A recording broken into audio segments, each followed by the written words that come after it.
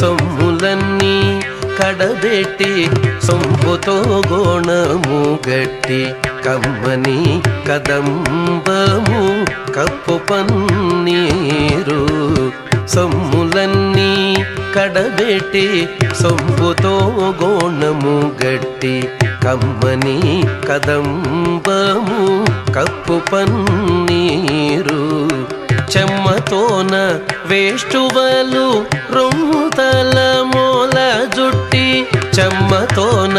వేష్టువలు రొంతల మూల జుట్టి తుమ్మెదమై ఛాయతోన నెమ్మది నుండే స్వామిని తుమ్మెదమై ఛాయతోన నెమ్మది నుండే స్వామిని కంటి శుక్రవారము గడియలేడింత అంటే అలం